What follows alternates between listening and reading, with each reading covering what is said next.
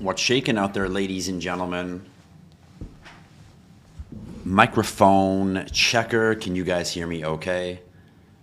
Welcome to a Tech Talk Tuesday, ladies and gentlemen.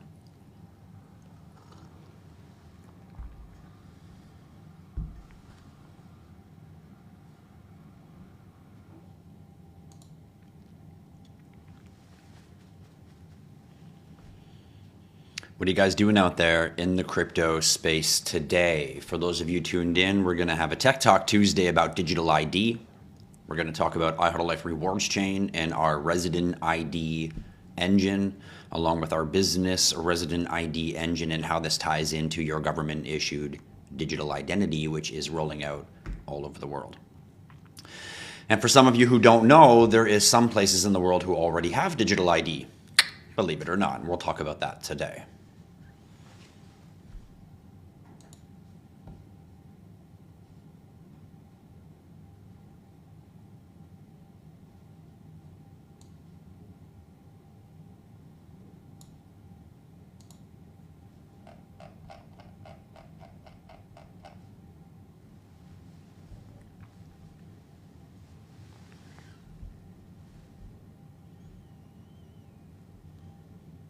Good afternoon to you, TM.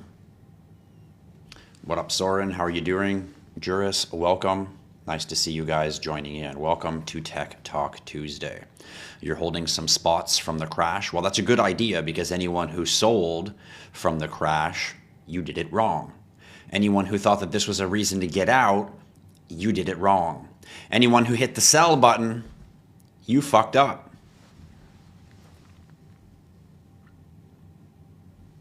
Do you think we're going to go higher before the end of the year? Well, Nitro, I don't know if it's going to happen by the end of the year, but I encourage you to stick around for today's Tech Talk, and we will talk about some market trend. We will talk about the reasons why the market crashed, which really isn't a crash, to be honest with you, but we'll get into that. And we'll also talk about what is next to come, as well as we're going to get into digital IDs and what's next to come for those.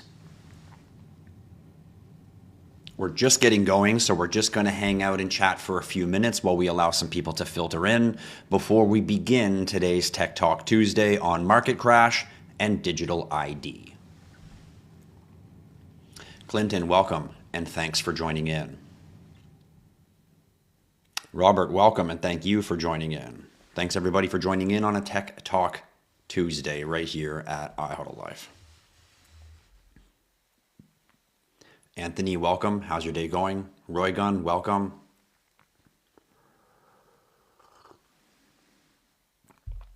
You guys have probably already heard some talk about digital ID. You've probably heard it mostly spoken around the UK, as the UK has recently made an announcement that they are going to make digital identification mandatory. And this announcement came out right at the end of September.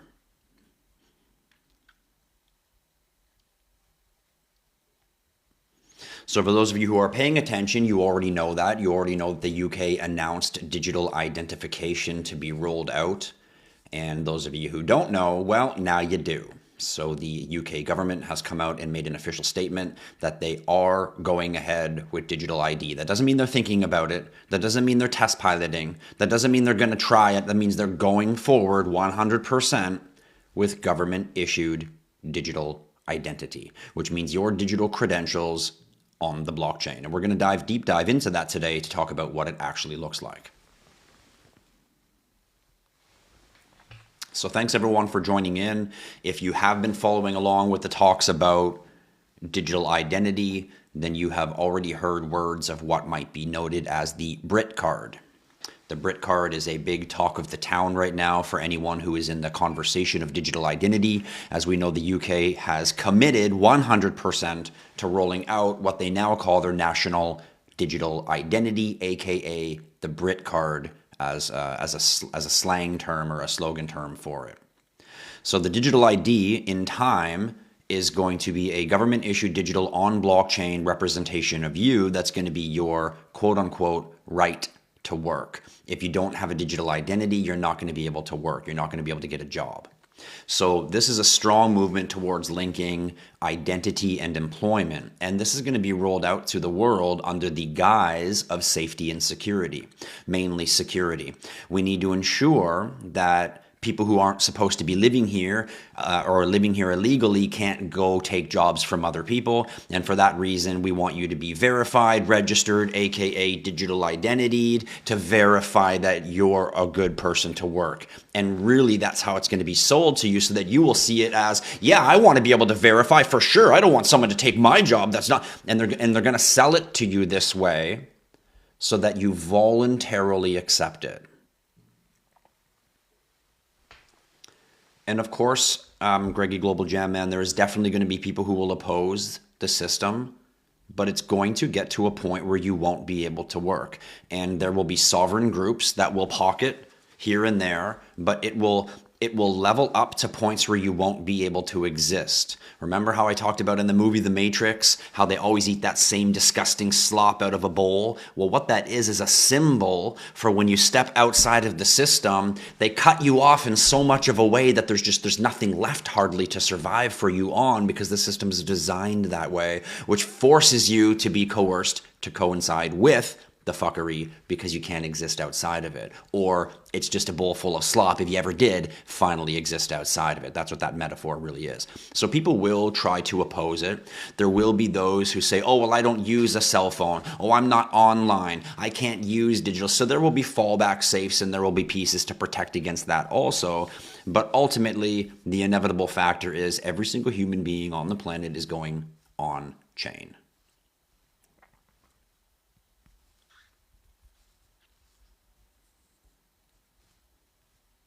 The government intends to provide, the UK government has announced that they intend to provide what's called a gov.uk wallet. So all of you guys who are in the crypto space right now, you know very well what it's like to take your cell phone and open up a Base wallet or open up a MetaMask wallet or open up an online self-custody wallet.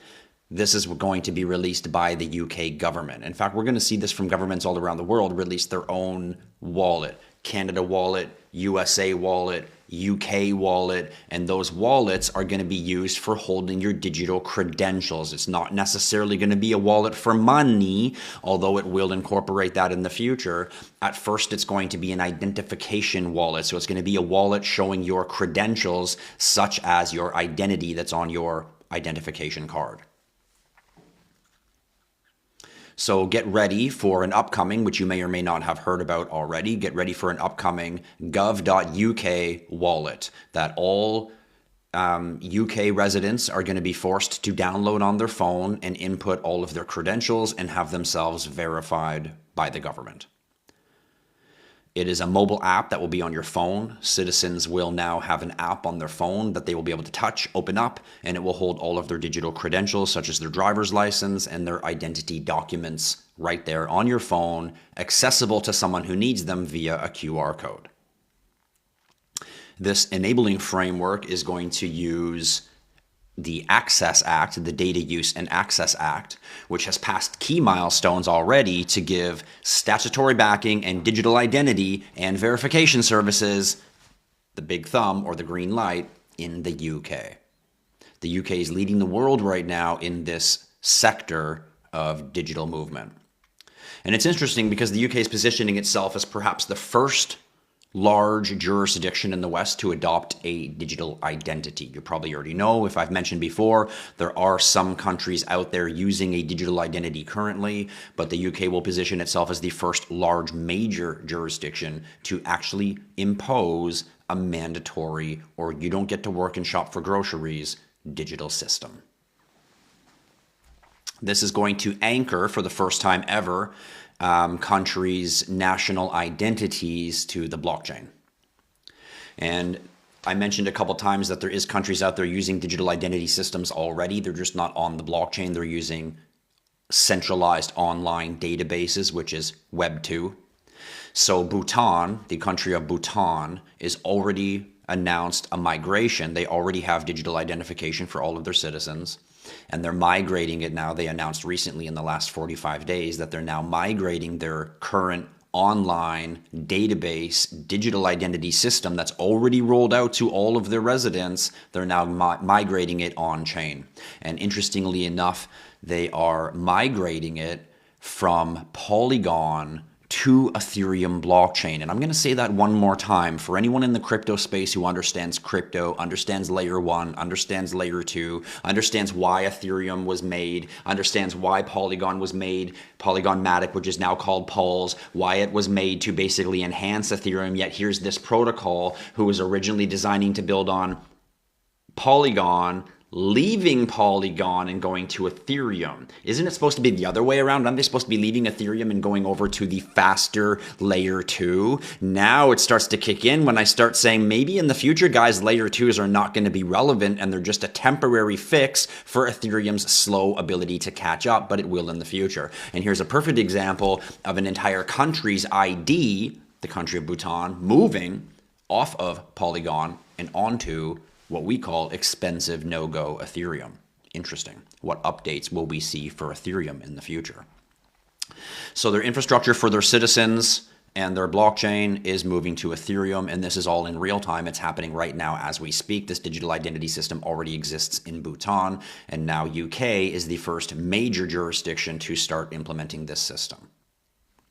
And the reason this is significant is because many existing systems for digital IDs are built on permissioned or private infrastructure, which is a centralized database. So anchoring it on Ethereum is going to imply greater transparency, worldwide cross-border reference of the same information, and auditability of the information, and of course, worldwide public verifiability, with challenges along the way, but this is the path that we're heading to.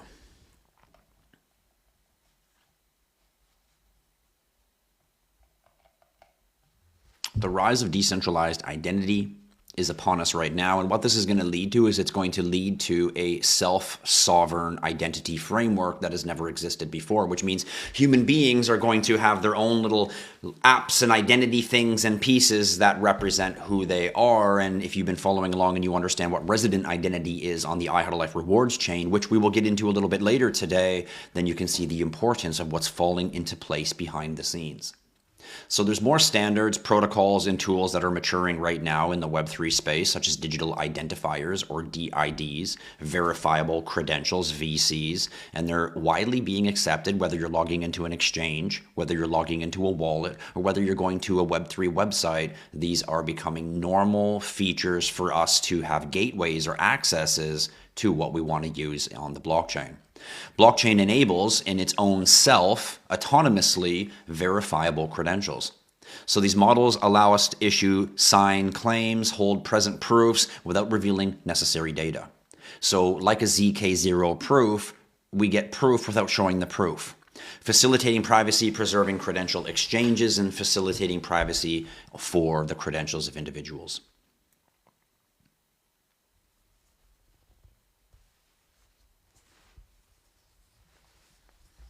You guys ask me a lot about trusts.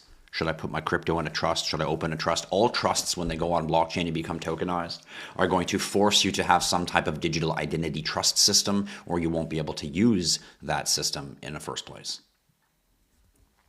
There's governments and public bodies all over the world that are experimenting right now with hybrid models which combine government-issued credentials and user-controlled identity layers. And user-controlled identity layers is where IHRC fills a void that has yet not been developed in the crypto space, which we'll talk again a little later.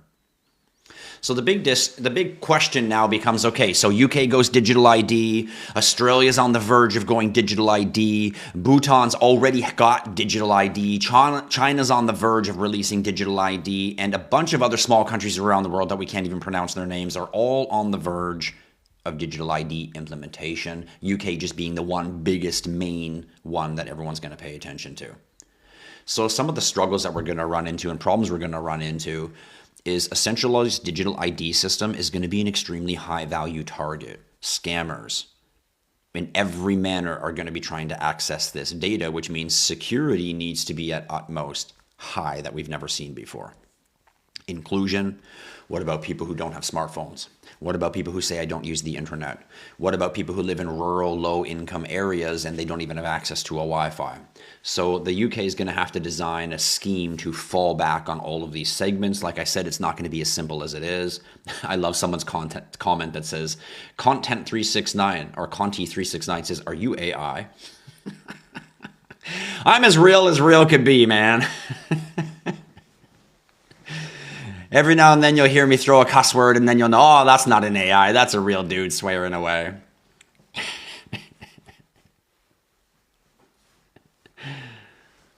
And what does that mean if we have fallback systems? That means that there has to be some physical nature to the digital ID, which is going to be cards or kiosks or some sort of digital proof of identification. There's going to be tension between user control, government control, and minimal disclosure, quote unquote, versus regulatory, audit, and anti-fraud demands. So there's going to be a stress point between we need this much information and I don't want to give so much information because it's available. There's going to be infrastructure tension at that crossroad that we have not developed properly yet, but there is blockchains out there that are working on it, which we'll talk about in just a moment as well. The other tension that we're going to notice is there's going to be tension across jurisdictions for same verifiable information. For example, one government and their private Web3 identity systems versus another government and their private Web3 identity systems, and the interoperability between the two of them and their identities that are on those blockchains. So here is for you, ladies and gentlemen, here is 4 cryptocurrencies, or should I say 4 companies, brands, protocols that are working on digital identity. And the first one you guys have all heard of, it's called WorldCoin. WorldCoin says that they're focused on humanitarian verification, really more tracking of every human on Earth. So whether you view it as humanitarian verification or whether you view it as they're just tracking the shit out of everybody, that's what it is. And the way that it is they have this little orb that you look into and it takes your biometrics and it imprints them onto the blockchain. For anyone who doesn't know how that works, they've already tested it. I believe it was Nigeria. Was it Nigeria? One of the African countries anyway, or one of the African locations anyway, that they tested the pilot and they actually paid everybody. They offered everybody, hey, we'll give you, I don't know, like $25 US or $200 US or whatever it was. We'll offer you a certain amount of money if you come and let us take your biometrics and let us record you on chain. So this was the test pilot for WorldCoin. They had an entire country go on chain, and we're going to see this roll out in the next 5 years, inevitably, especially in lower income locations, before we see it in major places, which is why it's such a big surprise to talk about UK doing it before we even see all these African nations, Latin American nations, and all these tiny little islands and different places with big names we can't even pronounce, how they have not already moved over first, which they usually generally do as test pilots before the largest markets follow suit. I don't recommend sticking your eyes in the orb and giving up your biometrics. Once again, as Greggy Global Jam Man said, you might want to hold out on that as long as you can. They're going to sell to you guys. They're going to sell to you identity as an infrastructure of security. It is and it isn't at the same time. The next cryptocurrency that's working on the digital ID, which is one that I've been watching for quite some time, and it is Civic. If you've been following my community a few years back, you might have heard me talking about this. I haven't really talked about it for a while. And Civic is a very early identification, verification, KYC project that basically works across blockchains to verify real government-issued digital identities. And it's probably one of the most well-known identity-adjacent cryptos. And the ticker symbol is Civic. The name of the company is Civic. The ticker symbol is CVC. Would I recommend buying WorldCoin? Not necessarily. Would I recommend buying Civic? Actually, it's not a bad cryptocurrency, but keep in mind there's a lot of other cryptos you should be stacking before you get some Civic. And then thirdly, some companies that do not have tokenomics yet, but that they are working on digital identity for blockchain, which means they might be launching tokens in the future. And this is the Sovereign Hyperledger Indie ecosystem blockchain for digital identification throughout India and other areas in that sector of the world. And while Sovereign, SOVRIN, is not a crypto token yet, they are looking at tokenomics and they are looking at the potential of releasing a token. And then there's Uport, also do not have a token. There's Veramo, who also does not have a token, and Cerdo, who also does not have a token. And all of these are looking to become Ethereum-based identity DID projects using Ethereum smart contracts to map identity attributes. This, of course, will use ZK proof sync so that you won't be able to see information, you'll just be able to verify information. If everyone sees the message in my chat right now that says everyone should buy and hold XRP and XLM and secure it on the Web3 ledger, I want you to know that that's a scammer.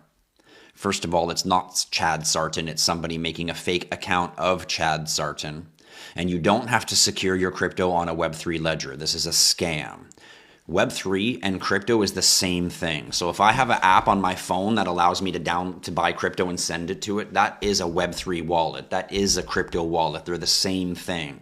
But because you don't understand crypto, scammers like that guy right there will try to say to you, make sure you're connected to Web3. So you think, oh, I've got crypto, but I'm not connected to quote unquote Web3, and then they go get you to connect to a website you're not supposed to connect to, and that's how they drain your crypto wallet from you. So don't listen to these people in the crypto space. A crypto wallet or a Web3 wallet is the same thing. The crypto space and the Web3 space is the same thing, just two different terms for the same thing. Web3 talks about the evolution of our interoperability internet processing, and crypto talks about the actual technology or assets within that Web3 space, but they ultimately mean really the same thing.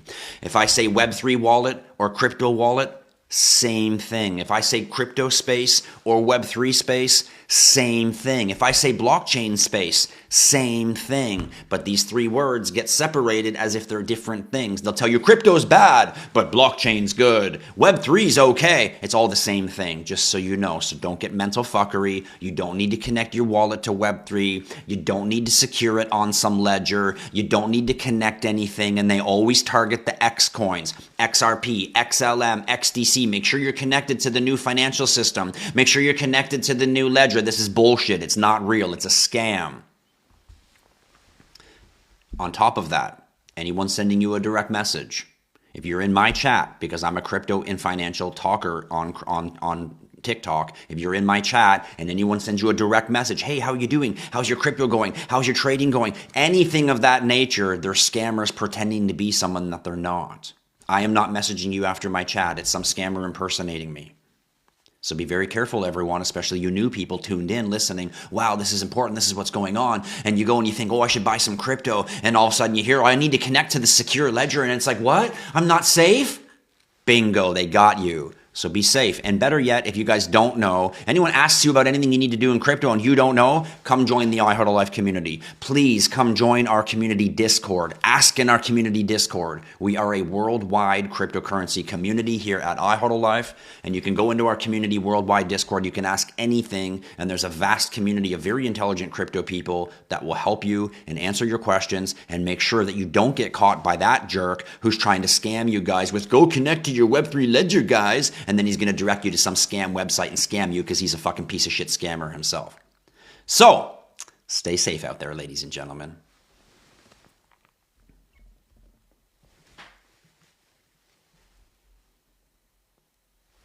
What do you want? What do you want, little fly? Come closer, I'll catch you. Come. Come. Where'd you come from anyway? I got this little fly flying around. He's probably not even a fly. He's probably a programmed bug planted here by some government to see what the fuck I'm talking about to you guys. You think I'm joking.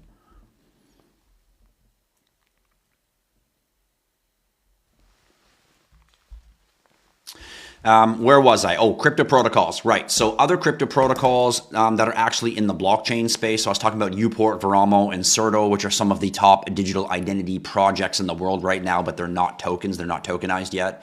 But blockchain mentions for ones that are tokenized is Kilt. This is one of the biggest ones in the world right now, and it's running on, naturally, the Polkadot blockchain. Once again, guys, don't forget about Polkadot. I know it has been really down this year, but long term, this is a very, very important cryptocurrency. It's also identity focused. exist, and other ones in the cryptocurrency space that are developed, are tokenized, and are on-chain, working in similar identification features, is Ontology ID, Jolocom, Bright ID, Spruce ID, and Polygon ID. However, most of these are blockchain native.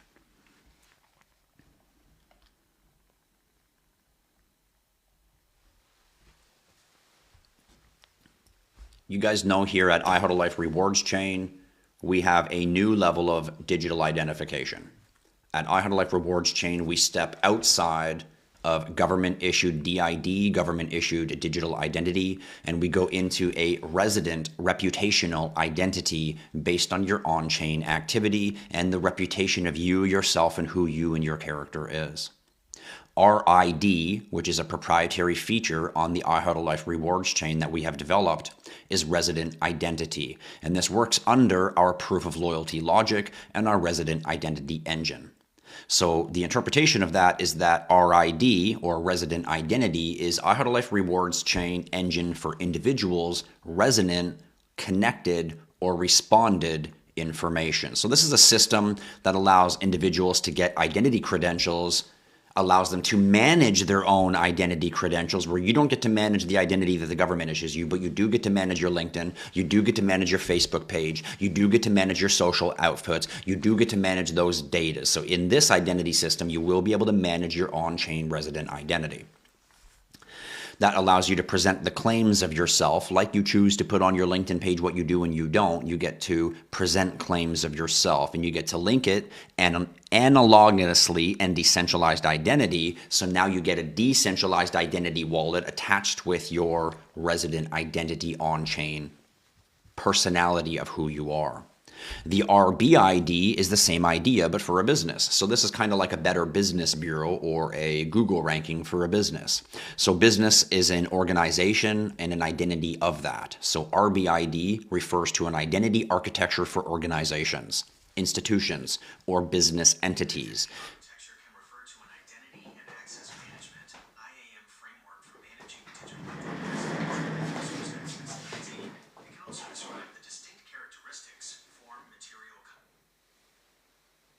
Creepy.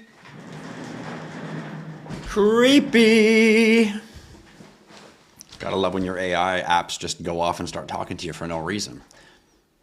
Anyway, so where were we? RBID, business organization identity. So this is going to give, this is a different from an individual identity. This allows credentialing, verifying, and managing business attributes as opposed to individual attributes. So business registration, accreditation, certifications, reputation, SLA, compliance, all falls under IHodlLife Rewards Chain Trust Framework, not just identity, address, location. So it's a different level of identity. The idea is that IHodlLife Rewards Chain regime, which is the RID and RBID, individual and business identity layers, is that either supplement, interoperate, or sit adjacent to government-issued digital identity. So in some contexts, IHodlLife Reward Chain might offer advantages, for example, like cross-border trust, where your digital current country identity would not offer that. Non-state verification would be offered through IHodlLife Rewards Chain resident identity, but not offered through a government digital identity. Verification in some ways, neutral accountability, reputation layer, and cross-domain interoperability would all be features of the IHodlLife Rewards Chain resident identity that you would not get from a regular government-issued identity. So in effect, a government-issued digital identity would be a foundational identity. It's credential that's anchored in the law. It's the state of authority. It's recognized by legal administrative purposes for the purpose of your passport, your driver's license, and your national ID, where IHRC's resident identity and resident business identity would be complementary identity infrastructure that overlays and might provide information such as interoperability. supplemental claims, trust bridging, cross-jurisdiction verification, reputational layers like our Instagrams and Facebooks and who we are and what we do, as opposed to here's my name, my address, and how tall I am. Reputation layers, and also third-party attestations. He's a pro at taking teeth out of people's face. He's a professional at doing this. Yes, he's a heart surgeon, so credentials go along with this as well by default. This is information that a government does not provide in your identity, or may not trust by default, so therefore your resident identity fills that gap. So resident identity on the IHodlLife rewards chain and resident business identity on the IHodlLife rewards chain, tied through our proof of loyalty logic and our distributed resident technology features, it's not intended to replace your government ID. It's intended to enhance it. It's intended to give you the ability to have a digital ID and also a reputational ID of who you really are, not how tall you are and in the color of your eyes and where you were born.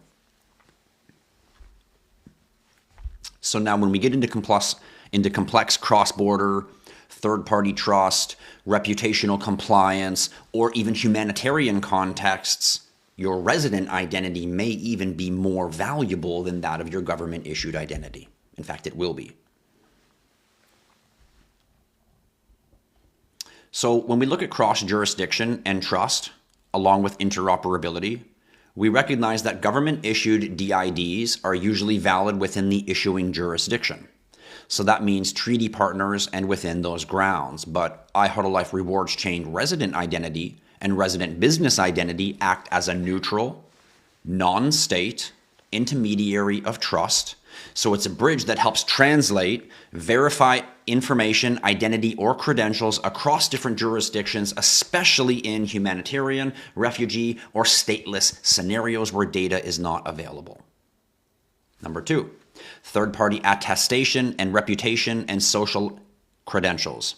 IHodlLife rewards chain issues a verifiable claim via the RID. Your government-issued ID does not give you verifiable claims. I am a professional at crypto. I am a pro tennis player. I can solve a Rubik's Cube in 8 seconds, whatever it might be. One's humanitarian right record, who you really are, what you've really done, can be proven through your resident identity. It cannot be proven through your government-issued identity. Activism, perhaps. Verifications, contributions, things that make you who you really are that people might really want to know. Certifications, etc. These things are not part of your state or government identity. So this complements and enhances your identity in an on-chain digital world. The business resident identity system on the IHodlLife rewards chain includes reputational scoring, compliance, attestations, certifications, ratings, and cross-verifier statements, and that creates things that a DID would not typically supply, giving you as a person, you as a user, you as a consumer, the ability to have knowledge and information about who you're doing business with. Number 3, accountability, neutrality, and the oversight layer. In some cases, users and entities, they may not trust state actors, especially in an authoritarian country or maybe an unstable jurisdiction. People may not trust the information that comes from there. As an independent identity engine like RID, resident identity, this can provide an audibility. It can provide a dispute resolution, it can provide an appeal mechanism, or it can even be an oversight function as a separate state or separate opinion or separate perception of the same issuing authority. So this could include cryptographic transparency, this could include logging, this could include cryptographic audit trails, this could include revocation rights, this could include accountability for misuse, and so much more. The utility feature of it, I think I could do a whole tech talk just on the utility feature of it. Number 4, layered privacy, selective disclosure, and credential multiplexing.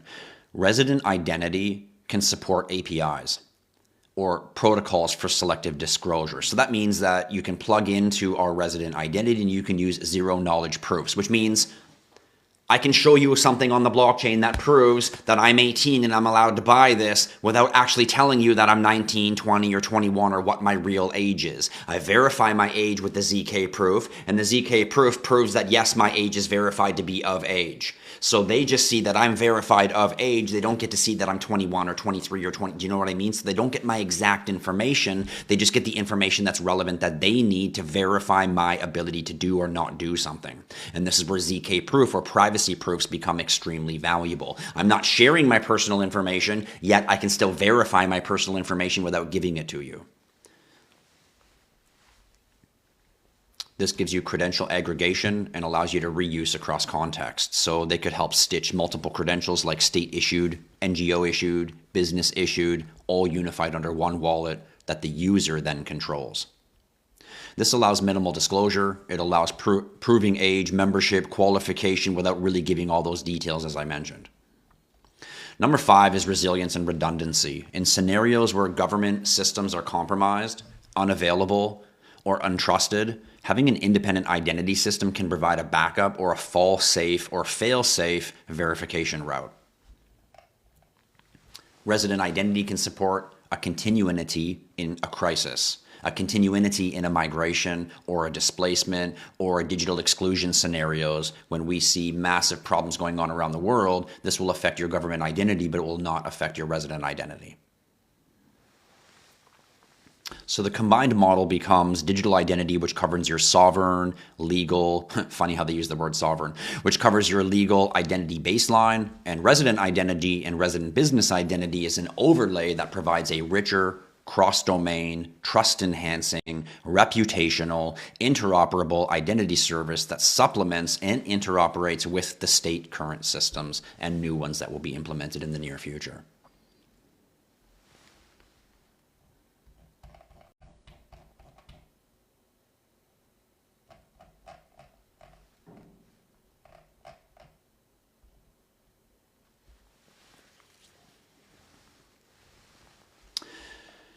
Now, you guys might be wondering, or maybe you don't be wondering, but since it's a tech talk, we're going to get into it.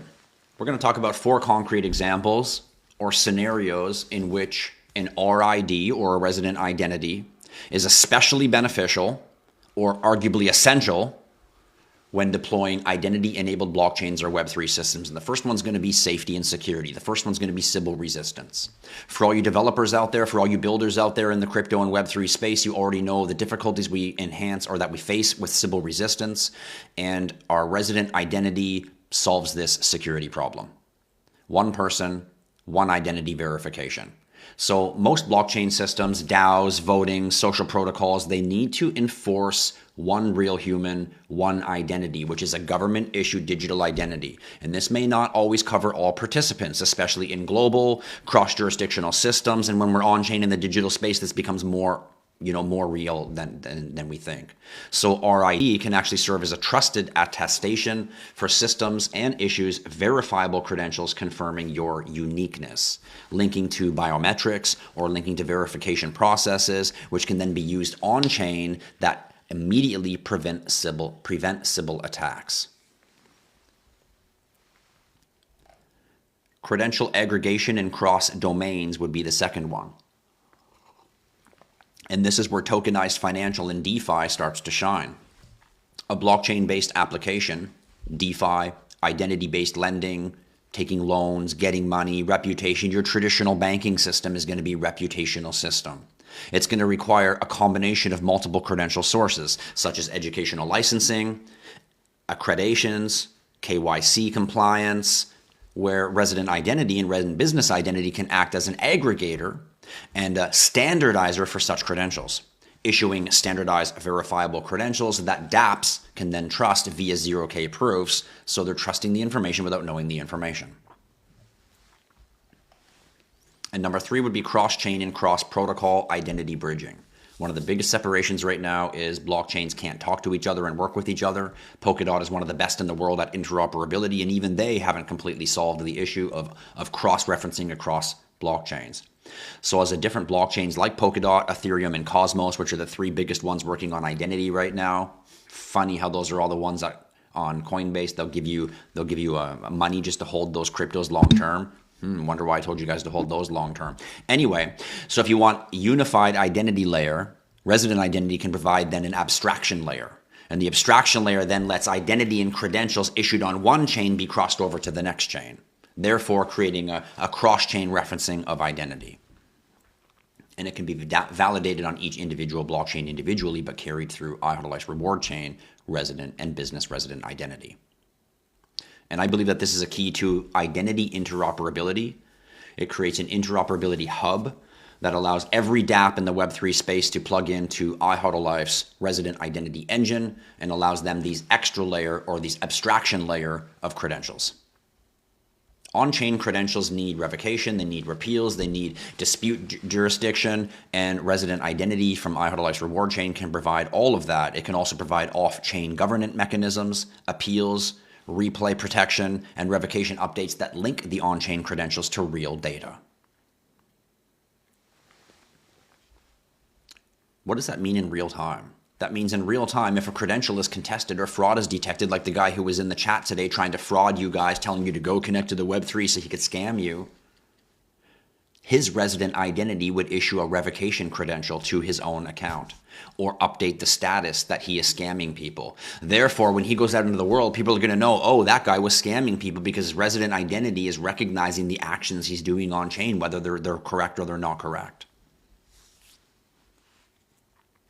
And when this becomes cryptographically linked, the data becomes permanent. So you can't just go out and scam someone and then, think that people are going to forget about it a month later because it's going to show in your resident identity. Or your trust score is simply going to lower if you don't show that part of your trust identity because you have control of your trust identity. Number 5 would be access control in permissioned and hybrid blockchains. It's basically going to be a gateway access or a key card to enter buildings in the digital space when you have a resident identity. Semi-permissioned blockchains, fully permissioned blockchains, nodes, participants, all of them are going to require some type of verification, and state identity may not be verifiable for all of these, whereas resident business identity and resident identity will continue your state identity with additional credentials to prove thus needed.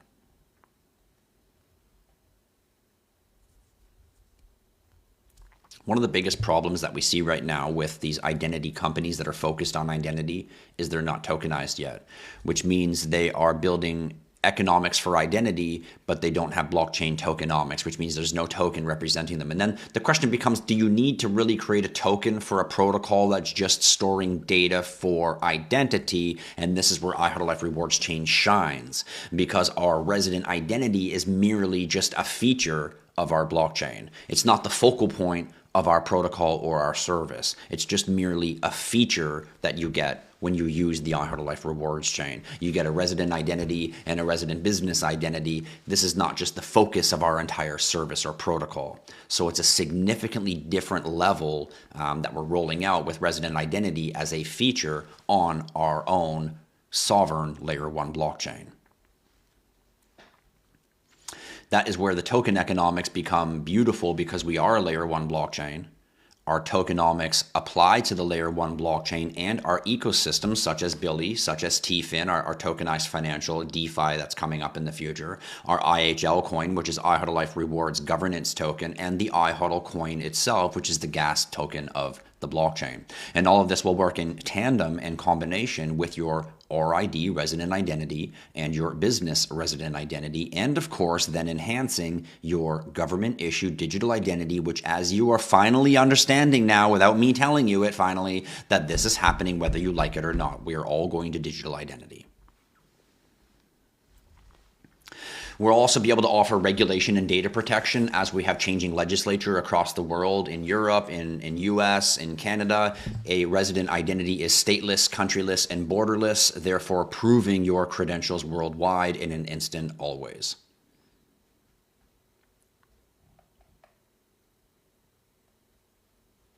So to recap a little bit of that for you guys before we get into open talk and before we get into some talk about the crypto crash and before we get into some questions about digital identity, it's important to know that RID, resident identity, that we're building on the IHodlLife Rewards Chain is not a clone of digital identity, because it's memory driven.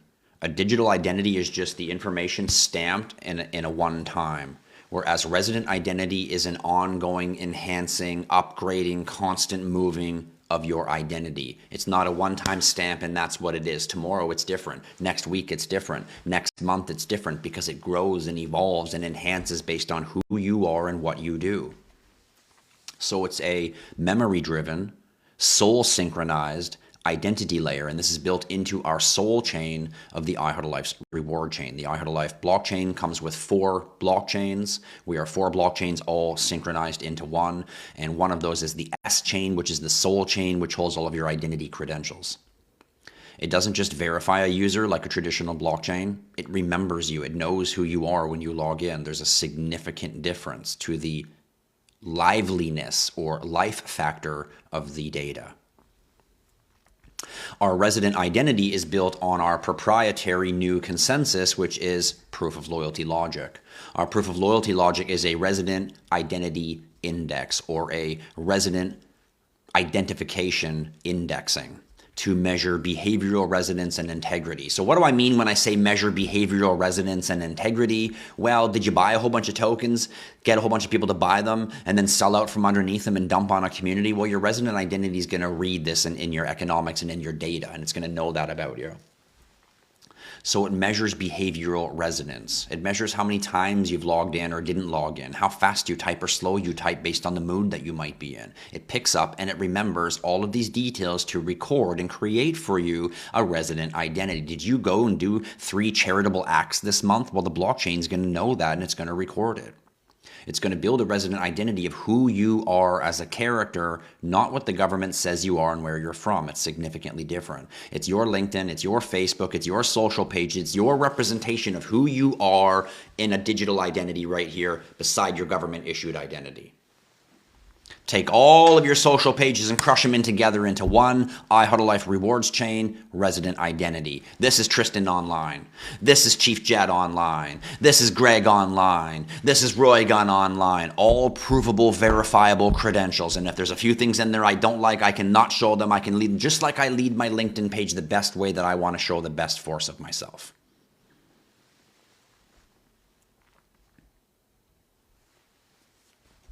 Every user's resident identity evolves. It evolves like a living character. It evolves on reflective ledger actions based on what you do. It based on streaks, how often you've logged in, emotional frequency, and the identity that it interprets that you use it as. So every resident identity evolves as a living, reflective ledger of a human being, literally a reflection of their own human consciousness, which I call RII, Reflective Intelligence Indexing. Also a proprietary feature of the IHodlLife rewards chain. This is an emotional frequency, and what I mean by that is it's an emotional frequency which causes the identity to interpret you as much as you use it, which means patterned behavior recording, for a simple way to put it into understandable terms. This gives IHodlLife rewards chain a self-organizing social graph of trust. Beyond what a government DID can capture, which only proves your citizenship, your legality, and your alignment to authenticity. It doesn't prove who you are. It doesn't verify if I should rent a room to you or a house or a property or a location. It doesn't verify if you really know your skills, if you're really going to build me the best deck. It doesn't verify who you really are. It just verifies your authenticity for legality. RID offers everything else that you need and you require for verification. When it comes to RBID, Resident Business Identity Engine, it extends your RID logic to enterprises. It extends as the resident identity logic to merchants. It extends it to DAOs. It extends it to IAB verified organizations, where resident identity will track individual residents. Resident business identity tracks institutional integrity and behavioral ethics. So it's much more like a Google score. Are they being honest with their clients? How many bad reports do they have? How many good reports do they have? How many years have they been in business? How many and every single source of data that you can't even think of will be recorded to create a trust factor of that business, where you as a user can then look at that business and see a trust score, a trust factor of whether you want to do business with them or not before you even get to go do any research on them, because it's front showing. And of course, businesses can show their resident business identity at their control to a certain degree, but I mean, if they have a million bad reviews, they can't hide all of that. They just can't. So a ID or a registration or a verification of who you're about to do business with is now going to force accountability. It's now going to force businesses, oh, I really want to treat my customers good, because what if the change shows that I'm not good? I'd rather it just show I'm good and my business just stays good, which forces integrity of the business onto the client. It forces the business to treat people good because it improves their business integrity, which us clients, we want anyway. We want them to treat us good. We don't want them to fuck us over for the extra $2, but if they think they can fuck us over for the extra $2, they're going to do it. But if it's going to be recorded and someone can see it, they're just going to say, screw the $2 and let's just give them good service. So it becomes a security and safety factor as well, just by businesses being able to represent, not prove this is me, my business, and I'm legally allowed to do business, but prove who they really are. And if you're a business out there that's really good, that really treats people good, the kind of place where you go and you tell your friends, like, you guys got to go here, don't you think that those guys should have a right to have a score that the world can see and be like, wow, look at their shining armor, I want to go there, right? We all want that. This ties also into merchant tokens. We know the world of tokenization is coming, and this is where it's really going to become verifiable safety.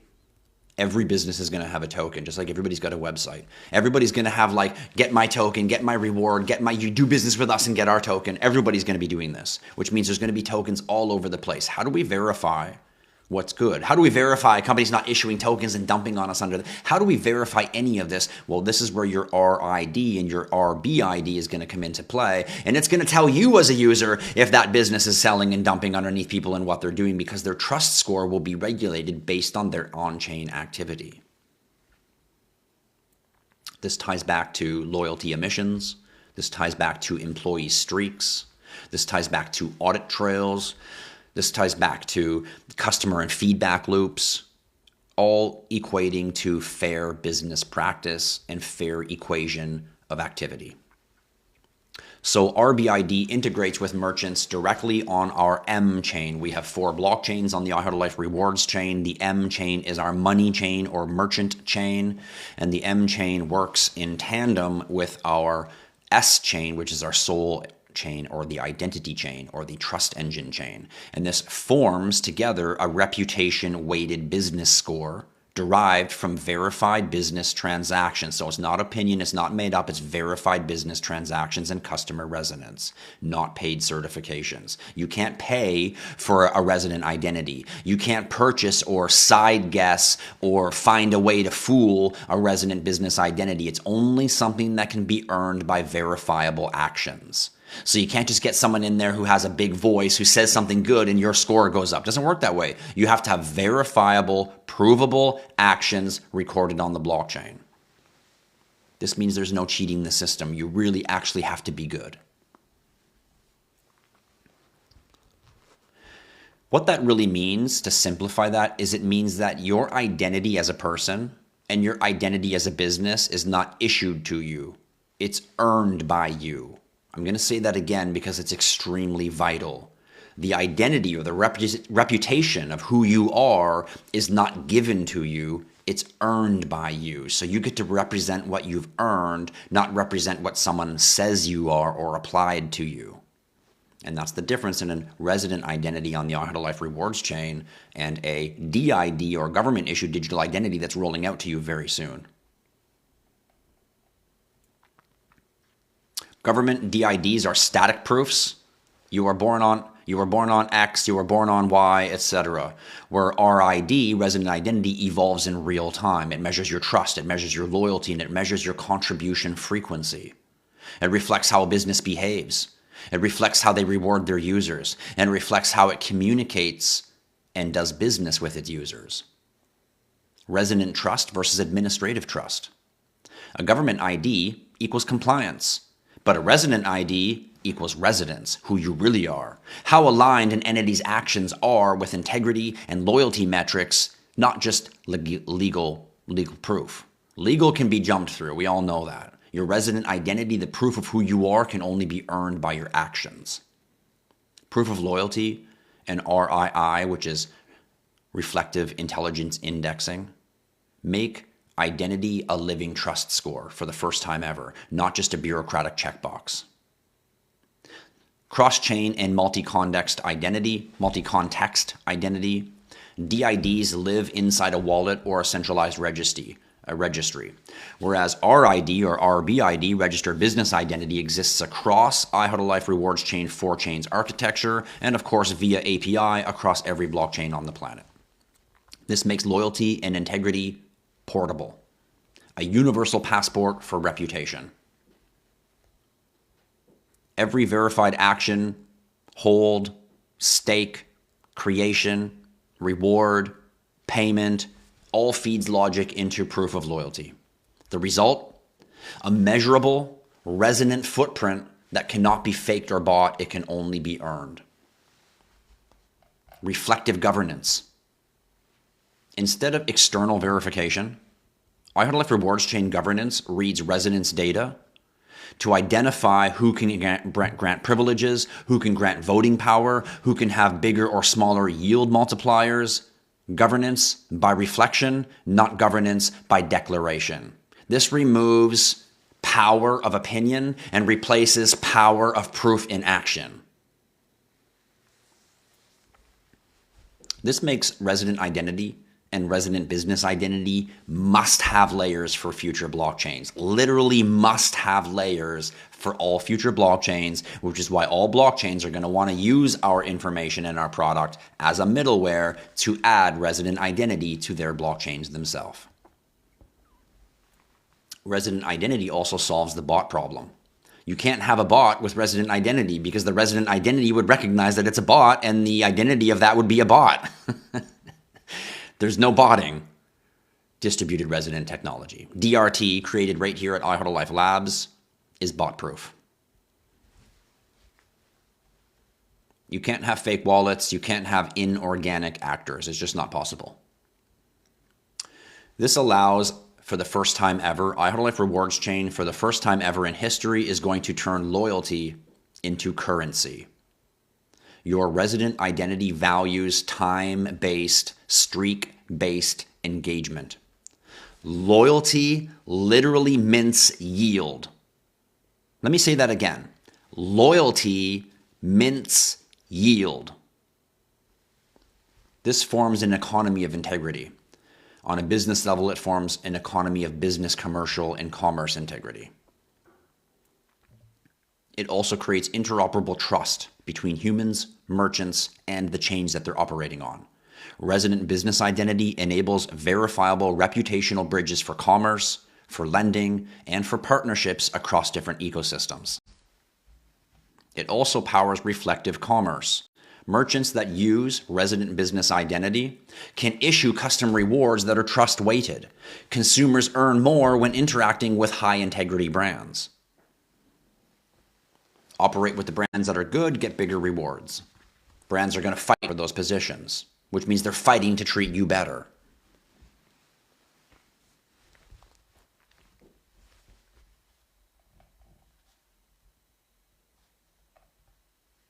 When it comes to the future of digital identity, if you've been following my channel, we've known for a while that everybody, their data, their biometrics are going to become tokenized. It's just a matter of how, when, and exactly the rollout of it. I did not think a country as big as the UK would be saying now that they are 100% implementing it. But I was also surprised, less than a year ago when they went in the UK and said you're not allowed to have more than $1,000 cash or it has to be reported to the police or the government. These are the first foothills or the stepping stones of controlling everyone on a digital manner, which once again will be sold to you as a protective safety feature. Once again, it's inevitable.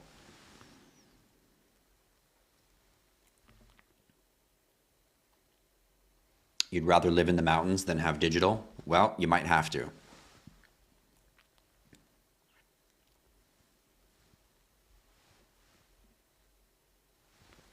What about people who don't have a phone or a smartphone? Well, that doesn't matter because you're just going to have a computer chip installed into your hand, and you'll probably just walk up to some kind of a kiosk once a month or something like that and swipe your hand and it'll be all the same information. Or it'll be used via cloud computing or some manner of that form.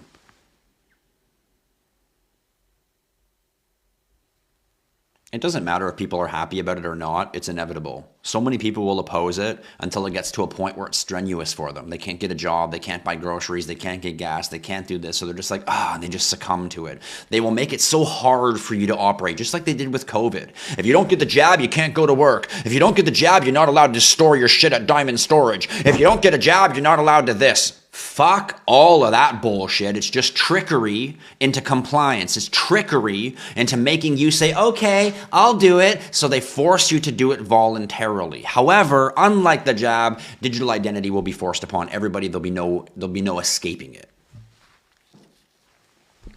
It'll become the new standard of acceptance.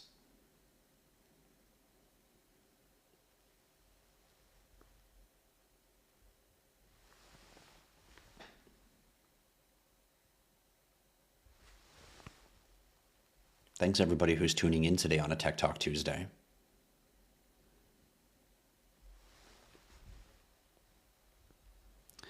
Definitely don't invest your money into the S&P 500. Invest it into crypto. The S&P 500, I can prove to you over the last 10 years that crypto has outperformed the S&P 500 by such an astronomical number that it makes like the S&P 500 look like it's not even an investment. And that's not my opinion. That's fact.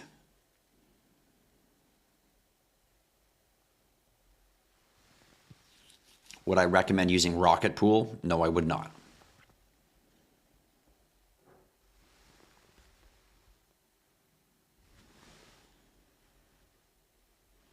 What do I think about the new SecuX Neo X? I don't think anything about it. I still rock the V20 100%. It's just ways for companies to create new ideas to sell you more product. V20 is the way to go.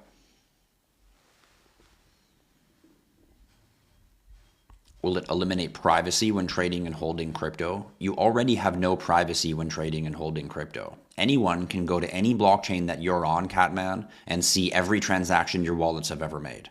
All of you who think that the government doesn't know what you're doing in crypto, everything on the blockchain is traceable. They can trace every wallet, every transaction, just a matter of time and manpower.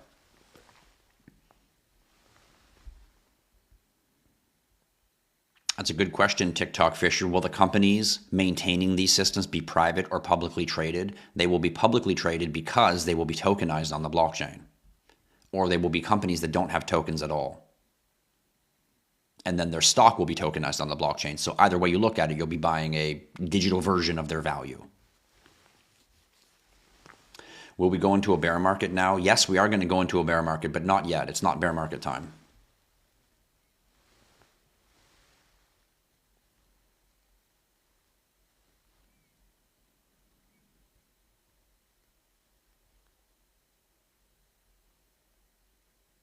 What about cold storage? Cold storage is where you should be keeping your crypto, 100%. If you have more than $5,000 in crypto, it should all be in cold storage wallet.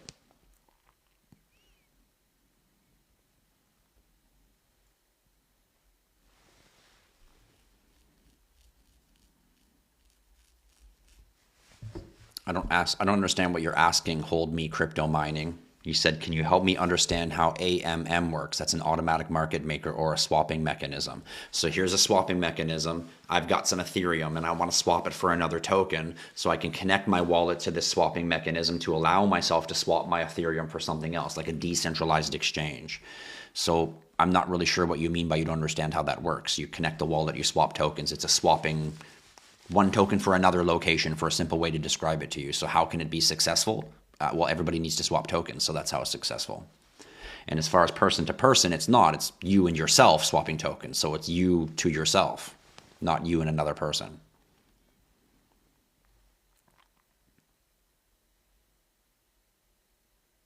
You want to know about Cubic and XDB? Well, you shouldn't want to know about those because both of those are definitely not cryptos I'd be buying.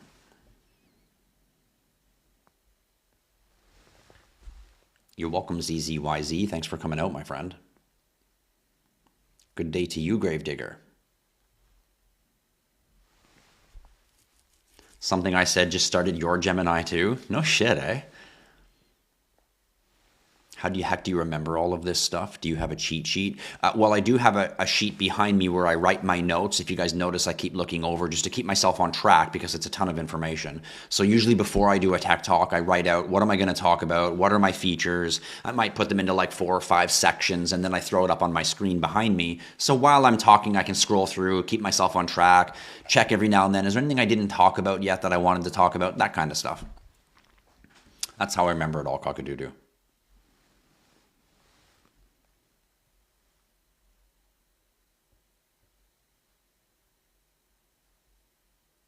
Can they still follow your movements? I'm not sure what you mean.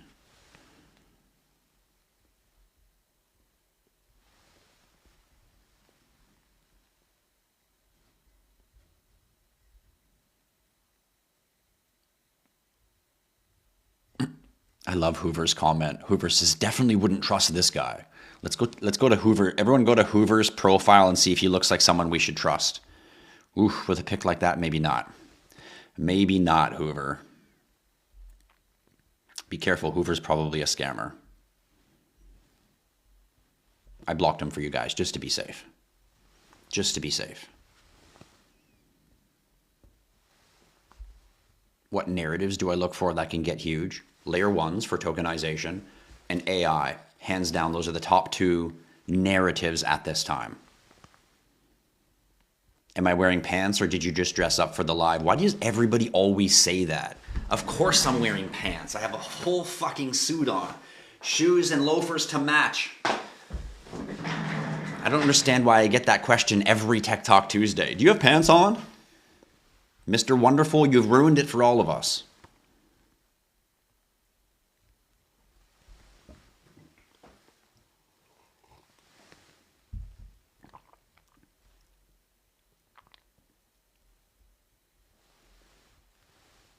You're welcome, Sarah. I know you were one of the ones asking about digital ID. And the real simplicity of it is your identity card is going to become a QR card.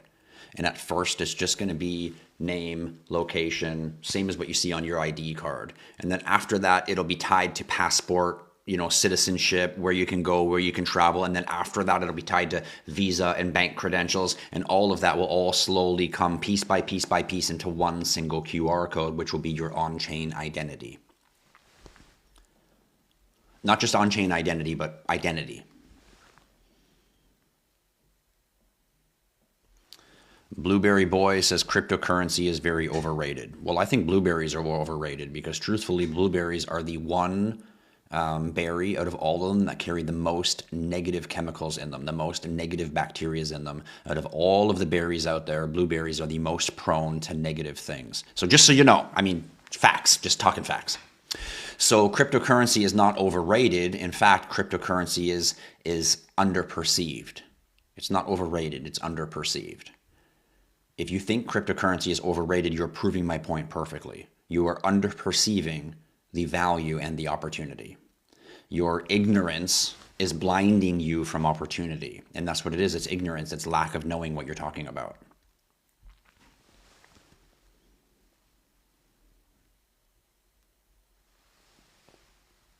Why would I want to have my identity to this project? I'm not sure the question. It's not whether you'd want to. It's like, why would you want to have banking? So I have access to money? Why would you want to have this? So I have access to life? I don't know. I'm not really sure how to answer that one. You like that, skate mouth? I'm all shined up. I always shine up on Tech Talk Tuesday. When I have business meetings or anything like that, this is exactly how I'm dressed all the time, so there's no fake panting it. And when I have Tech Talk Tuesdays, I always make sure I put on a full suit. I'm here representing IHodlLife Rewards Chain. For anyone who doesn't know, I'm Tristan Schroeder, the founder and the CEO of IHodlLife, the world's only crypto brand. And I'm the founder, the CEO, and the mental architect behind the design of IHodlLife Rewards Chain, resident identity, distributed resident technology, reflective intelligent indexing, and so much more. All being rolled out piece by piece. Jeep Chick says, I like your tie. Well, you know what, Jeep Chick? I like your Jeep. I'm going to love Cato. I don't know what that is. What are my thoughts on HBAR? One of the best layer 1 protocols out there. We're talking about layer 1s. We're talking about tokenization a lot on this channel. You better be paying attention to some HBAR. Technically not a blockchain. Technically a hash graph. Can a blockchain work with Ripple XRP? Of course, all blockchains can work in tandem or in operation with each other via connecting ports, bridges. And again, this is why I always talk about Polkadot being so interoperable. Polkadot can work with other blockchains very easily. Other blockchains don't really work together so easily, but there's new designs, new mechanisms coming out to make it possible. There was a time where Solana and Ethereum were completely different worlds. And today there's something out there called Wormhole that makes them almost the same thing. So new technology arises all the time to fill these voids that are still pocket holes in this new technology. What up, Jamie? Welcome and thanks for joining in. The digital Yelp. This is the digital Yelp. Hit that like and follow for the best information in cryptocurrency, blockchain, and Web3 right here on this channel. What up, Polo? Welcome and thanks for joining in. Why are you making a dystopian project? What do you mean by a dystopian project? It's opposite of a dystopian project.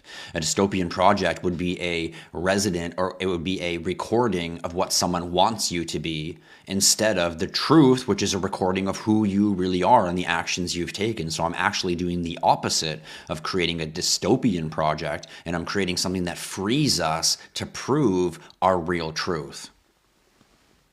I'm a good person. I'm a great person, and I love to prove that. I do. I love to be able to prove that I'm honest and I'm integral, and I love to talk to my clients and say, here's the proof of why you can trust working with me. I like that. It makes me feel good about myself. And I know other people do too. So that's where this value will be lying. That's why people have Facebook pages. That's why people have social pages. People want to represent who and what they are in their own perception. It is inevitable. It's not dystopian in any way. I'm not sure how you viewed it that way. What crypto? Well, if you can only buy one, buy XRP. But you should diversify and buy multiple cryptos. It's not about one. No crypto is trying to become the new US dollar. These are issuances of values called coins and tokens that are representations of value for crypto companies, crypto projects, crypto services. They're not monies. That's why I say crypto, not cryptocurrency. I drop off the word currency so people don't get confused with some digital something trying to be the new US dollar, which no crypto on the market is trying to do. The closest thing to a crypto being a US dollar would be a stablecoin backed by a US dollar.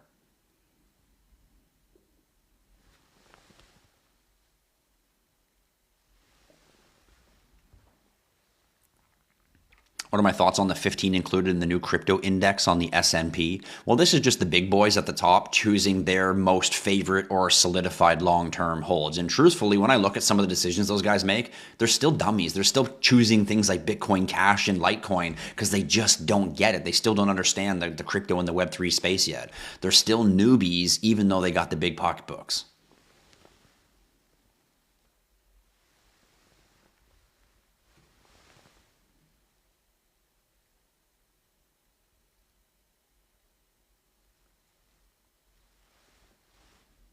Talk about XRP and XLM. Well, those are two of the best cryptos out there, and you guys should be hodling them. Do not connect them to a Web3 wallet. That's a scam. Do not connect them to the Nicera Gesera network. That's a scam. Do not connect them to QFS. That's a scam. You just buy them and you hold them in your self-custody wallet. Simple as that. And you just sit on them and hold them and let them grow. It's simple as that. You don't trade them. You don't swap them. You don't connect to some site to do something with them. You don't attach them to secure them you don't do any of that. You just buy it and you hold it. And anyone telling you anything else is just trying to scam you. FET is going to be major relevant when the AI narrative explodes. And it's not only FET. There's Ocean Protocol. There's AGIX Singularity Net. There's Tau. There's Vector Space AI. There is a lot of really good AI plays out there. Some, in my opinion, better than others. But if you're looking into the AI game and you're looking to buy AI cryptos, you're making good decisions. But don't go buy AI cryptos and then sit here and think, is it November? Is it December that my AI coins will make me rich? No, Go buy some AI coins and think, shit, if I buy these and I sit on them for the next 5 to 7 years, I'm going to make a lot of money. Look at it properly, ladies and gentlemen. XRP is 100% a hold. All cryptos are 100% a hold. It is not time to sell cryptocurrency.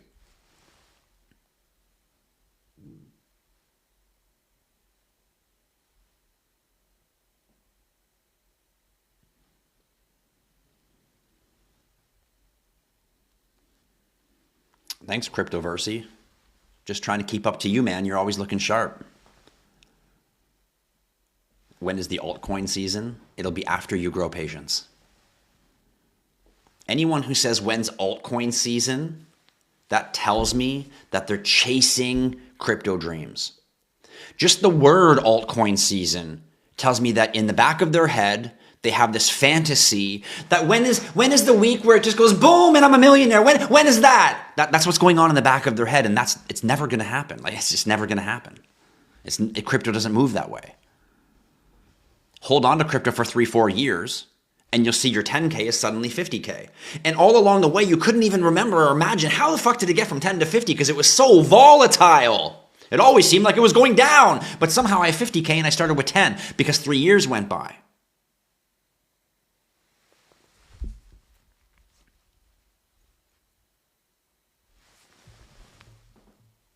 When people ask when is altcoin season, it shows me that they don't really know what's going on in crypto and they're just chasing a pipe dream, they're chasing a lottery ticket, and they're probably going to be somewhere along the line where they get impatient, they throw their hands in the air and say, this isn't what I thought it was, and crypto's a scam.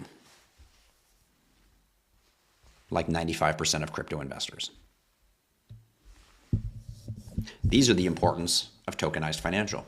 These are the importance of if you're in crypto and you're over $25,000, you should be booking a free 30-minute consultation with me to talk about building your portfolio. You know, I recently had a client who had like 200,000 in crypto. The crash happened on Friday. His crypto dropped by half. He was stupid and he hit the sell button. And then he says to me, I lost too much money, Tristan. I don't think I should build a portfolio anymore. And I thought, are you crazy? You think you're just going to go it off on your own now after you just lost half of your fucking money in a stupid decision that I would have told you not to do? Like, are you fucking crazy? But that's the reality of people. That's the reality of people inability to see the opportunity that's right in front of them. So much emotion involved that they can't make the correct decision, even when the correct decision is handed to them.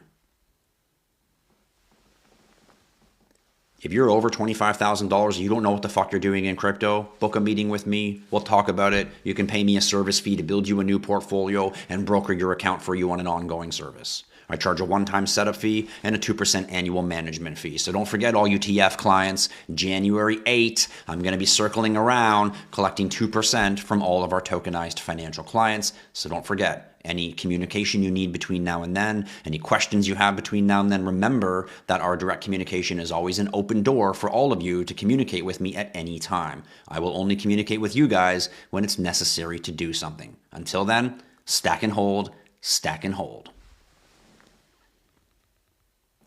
Should I buy XRP with Robinhood? Sure. Robinhood is an exchange. They're a pretty big exchange, and you can buy your XRP there. Just make sure if you're getting more than a couple $1,000s of it, that you learn how to get the XRP off of Robinhood, because while it's on Robinhood, it's owned by Robinhood, not owned by you. And you want to make sure you learn how to send the XRP from the exchange to your self-custody wallet, so it's in your possession, kind of like taking cash out of the bank, so it's in your hand. You want to take the coins off the exchange and put them into your wallet, so you have control of them. And you can send them back to the exchange to sell them or swap them or convert them whenever you wish to do so.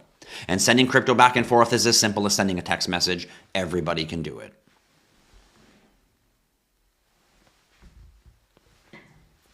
Flux seems to be a solid but underrated DPEN. I mean, Flux is okay. It's a decent protocol, yes. Thank you for the gifts. You guys don't need to send me any gifts, but thank you so much. I always wish for my page to be a gift of knowledge and wisdom for you, so you never need to send me any gifts. I'm never here to collect gifts. I do like screen taps, and I do like heart me's because it boosts my page, but I don't have to send me any gifts. But when you guys do, thank you anyway. Thank you so much.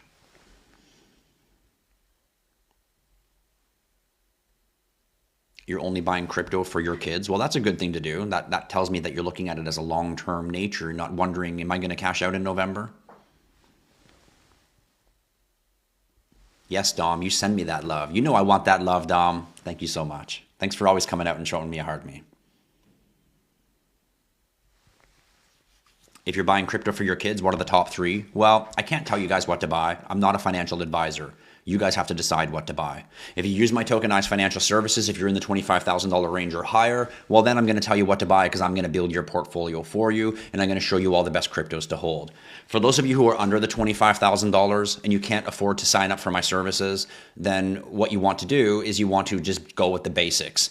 Bitcoin, Ethereum, and XRP. Bitcoin is going to be your safe one. It's not going to make you a ton of money, but it's probably not going to lose you any money. It's just going to be safe and steady. Ethereum is going to be middle of the road, little more money to be made, but also fairly steady. And XRP is a little more of your wild card, which could go down more, but could also go up way more. And the combination of just those three is a really great starting structure.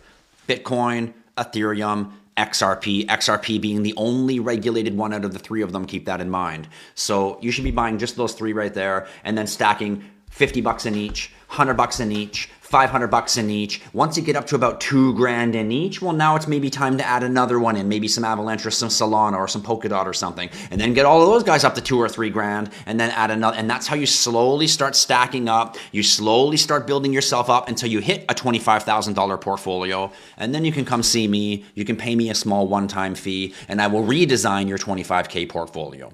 And for anyone else who's over the 25K mark, whatever the size of your portfolio is, you can come sit down with me, and I will redesign you a portfolio in your dollar range. So if you have 100K in crypto, I'll redesign you a 100K crypto portfolio. You got $1 million in crypto, I'll redesign you a $1 million portfolio, etc., etc. One-time setup fee, 2% annual management fee. I come around every January 7th or 8th for the 2% annual management fee. Your first year, your 2% is included absolutely free. And I will remind you, you don't pay me $25,000. I only charge a fee of the $25,000. The $25,000 is just the minimum value you must have for me to broker your account. I need you to have some money for me to build you a proper portfolio. So if you're 25K range or higher, then you have enough value for me to build you a proper portfolio. And our intention is to 10 times that portfolio, which means in the next 1 to 3 year window, we're going to turn 10K into 100K. Or we're going to turn 100K into $1 million. Or we're going to turn $1 million into 10 million, which is why it's crazy. A customer who I just recently had who foolishly sold all of his crypto at the dip last Friday, 200K in crypto, and now the guy's got nothing in crypto because he made the wrong decision. If he was using my service, right now he'd be at like 250, 300K in crypto. He would actually be up instead of getting burned and losing all of his money. Craziness. Sometimes it's not even just about making money, it's about not making mistakes.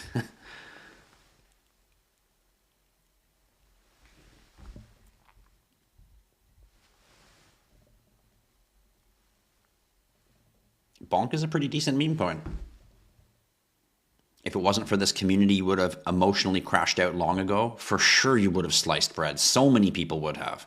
The IHodlLife community is a much bigger blessing than I think some people notice. So I love when you make comments like that, sliced bread, because it helps other people remember. The IHodlLife community is really a valuable source of information.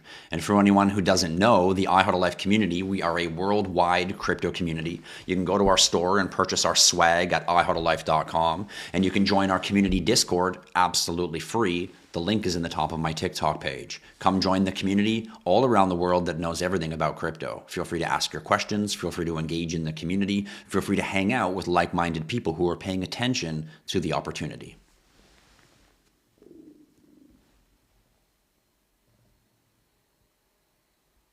What helps me to decide what crypto to buy? Well, there's multiple things that help me to decide what crypto to buy, but ultimately I look for who is going to be here in the long term and who's not.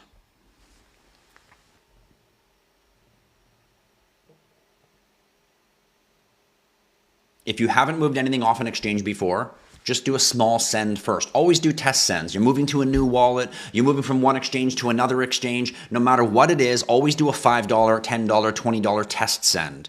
Once you do the test send and it arrives safely and you know what you're doing, then send the rest of your crypto. Always do a test send. Who cares about an extra transaction fee for a few pennies? Always do test sends. One of the other benefits you get when you're using tokenized financial service, for all you people who don't know how to navigate crypto, we will educate you about how to buy crypto, how to send it, how to sell it, how to use an offline wallet, how to keep it safe, how to protect it, how to use different wallets for different blockchains because not everything is supported on one wallet, etc., etc. All educational pieces that come along with tokenized financial services.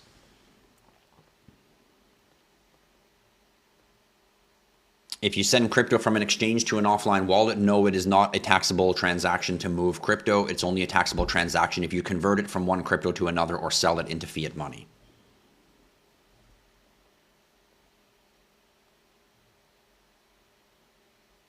If you're over the 20K mark, Sarah, feel free to go ahead and book a meeting with us.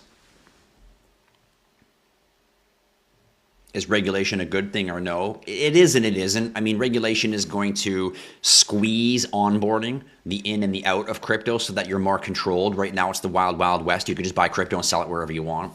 So that's going to get squeezed in the future. But regulation is also going to remove all the bad actors. It's going to remove all these shitty-ass coins that are being spun up every day where people are going and buying and losing all their money. It's going to clean up the space and make it more like the traditional financial world where it's more safer and secure to access, as opposed to right now where anyone can go in and just get obliterated because it's just so accessible.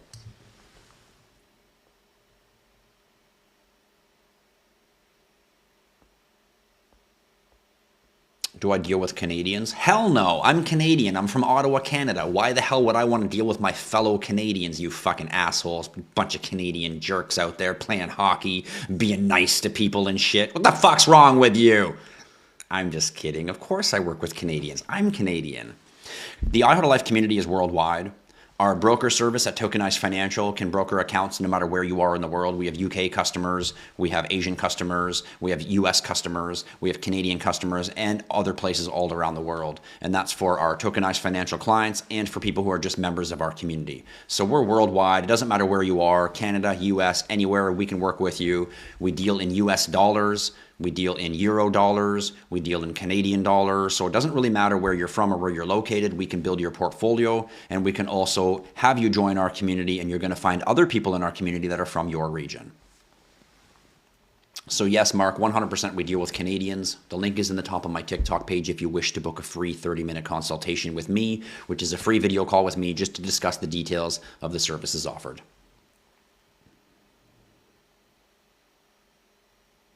No, he didn't lose 200K. He had 200K-ish.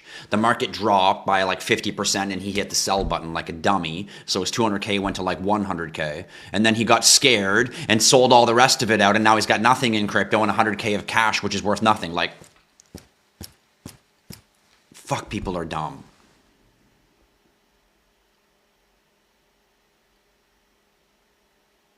Thoughts on Noise? It's a scam, garbage crypto named after a comment said by a very famous influencer in his stories. Where did you get the information, Sai? Where did you get the information that Noise is something you should buy? Who is the influencer that you follow that introduced you to that said something you should? Because I know you weren't over on Dex Tools. I know you weren't over somewhere finding it yourself. It came into your ear. So what you need to question is not, is Noise good to buy? You need to question, who the fuck told me that garbage information, and why do I have access to them? Why do my ears have access to them?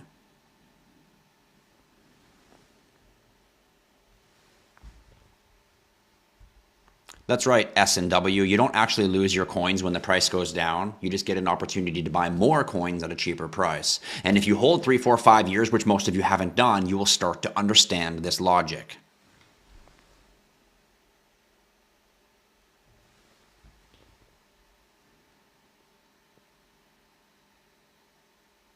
Calvin Hill talks about dog to the moon, which is the #1 Bitcoin, or the #1 meme coin on Bitcoin. And this is a garbage crypto that I'm actually a little bit embarrassed that an influencer as good as Calvin Hill, because I think he is a good influencer, would actually promote, because this is a shit crypto. So he's stretching a little bit. Sorry, Calvin, but you're fucking stretching on that one, bro. I don't give a fuck what you think.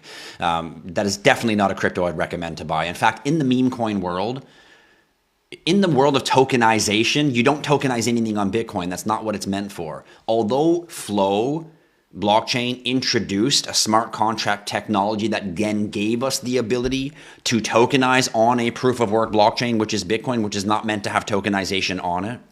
Just because it gave us the ability doesn't mean that we should do it. So everything that's built on there, you know, the big NFT thing that they did on there, the ordinals, the dog on Bitcoin blockchain, all of this shit is all trash, all fucking garbage. So, you know, it pains me. I'm hoping you're wrong, and I'm hoping someone else told you that, not Calvin Hill, because I actually like him. But that's garbage information. You definitely don't want to be buying dog meme coin on the fucking Bitcoin blockchain, which shouldn't have tokenization on the fucking blockchain in the first place. I wouldn't buy Linea, Anthony. I would go straight to the source and buy Ethereum. Linea runs on top of Ethereum. Linea is a layer 2 on top of Ethereum.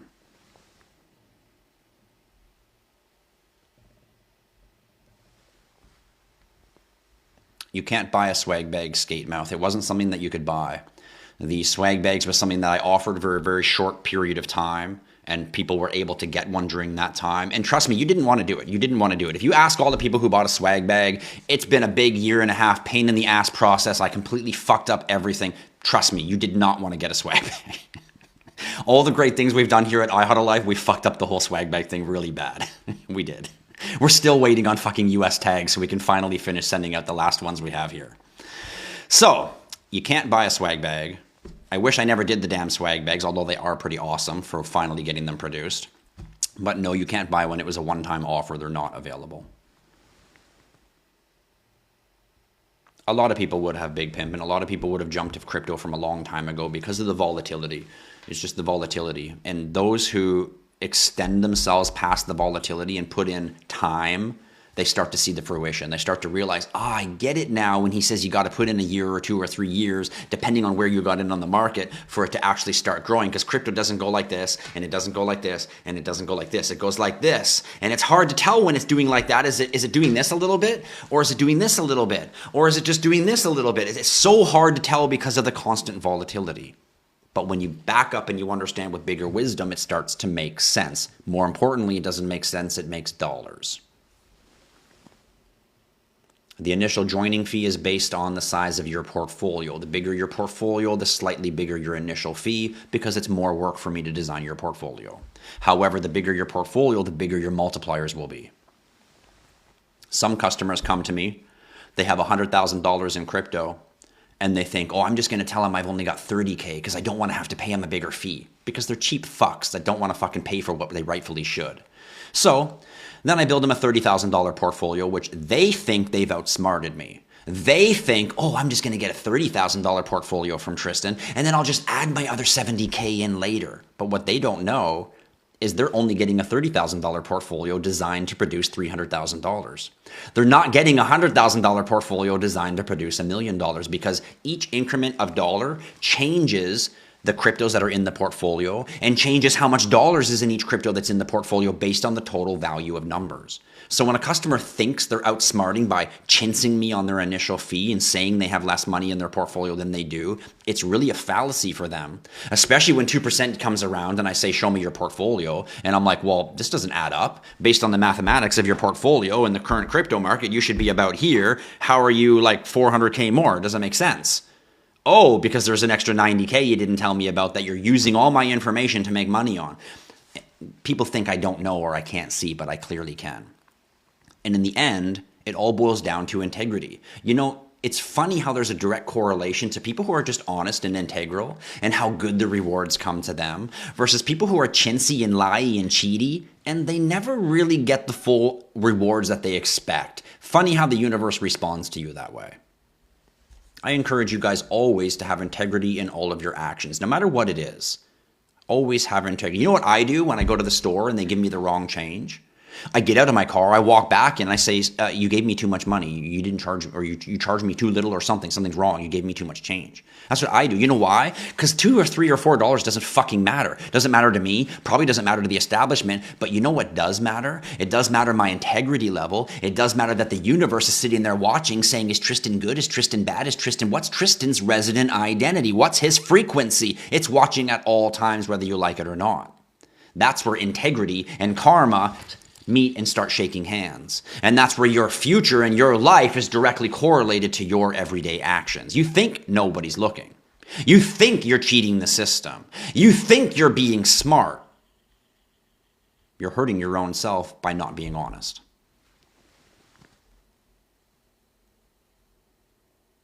Thank you, Set Free. I'm just trying to keep up looking good like you at all times. I'm always dressed up nice on Tech Talk Tuesday. Welcome, everyone. I have to represent as the founder of the company on Tuesdays. Most of the time, you guys see me rocking my IHodl swag, my big IHodlLife logo, go crypto! So on Tuesdays, you know, I got to dial it in and represent business style. Can I help with taxes and trusts? No, this is not a service that I offer. In the future, we will. We will dive into DeFi. We will dive into securing our assets with trusts and LLCs and protections, but these are technically not services offered right now. The service we offer is we build you the proper portfolio to multiply, and we give you ongoing education services, and most importantly, a signal on when it's best to convert or not convert or keep hodling. Crypto Watcher, yes, he's a US customer, one of our happy US customers. Yes, I do deal in Bitcoin. I deal in all cryptocurrencies. Good day to you, SM5, and thanks for joining in. That's right, William. You're way better to buy utility instead of memes. Like, way better to buy utility instead of memes. 100%. Yes, memes are volatile. Yes, there's proof in the past that there's been 1 or 2 meme coins that exploded, which gives us the fantasy that memes is the answer. But really, in a portfolio, you should have less than 5% or less than 10% of your portfolio in meme coins. The other 90% should be in good quality cryptos.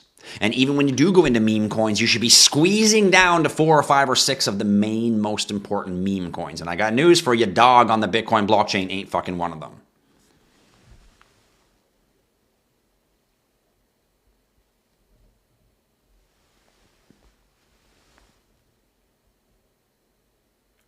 How much will XRP go to this year? I don't know. But if you keep holding XRP next year, you're going to be a winner. And if you're holding XRP the year after that, you're also going to be a winner. And if you're holding XRP on the year after that, you're going to be an even bigger winner. I hope you're picking up what I'm laying down. Why would BTC coins not be good? Lex, big boy, crypto, that doesn't make any sense. BTC coins are great. One BTC means you own 1 Bitcoin. Bitcoin is the blockchain, BTC is the asset. And yes, BTC is a great asset, not necessarily the one you want running into the bull run, but long term, store all your value instead of putting it into fiat money in the bank out of your possession. Absolutely, Bitcoin is the way to go. So it is definitely good.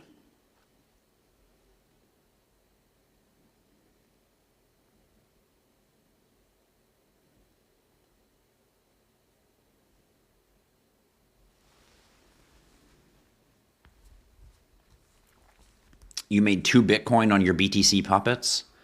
Sure you did, Lex. Sure you did.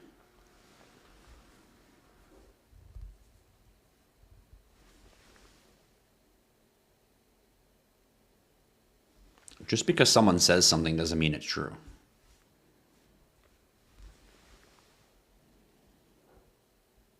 Ethereum or XRP? Both. Exchanges and brokers to use in the USA. Well, as far as exchanges, I recommend Coinbase, Crypto.com, and Uphold, and maybe Robinhood. Those are some of the biggest exchanges to use in the United States. And as far as a broker service, if you're looking for someone to hire to actually operate your crypto for you as an asset manager, well, that's what we offer here at Tokenized Financial. And the link is in the top of my TikTok page to book a free 30-minute meeting with me for to talk about having us manage your portfolio for you. Just so everyone knows, we do not take your cryptocurrency at Tokenized Financial. You keep full custody of your crypto at all times. We're just going to provide you the educational information that you need to navigate the crypto space properly, which means you make all sells, you make all swaps, you make all movements, you have full control. We don't access anything. We just provide you with information and we have direct communication with each other. Anyone asking for access to your crypto or connection to your crypto is scamming you. Stay away. So as far as exchanges, those are the 3 I recommend in the US. And as far as a broker service or someone to manage your crypto, as far as I know, Tokenized Financial is the only company offering it. I'm the owner and the CEO of the company. Feel free to visit our website at tokenizedfinancial.com or feel free to hit the link in the top of my TikTok page and you can book directly a free 30-minute consultation with me. We only broker portfolios $25,000 or larger.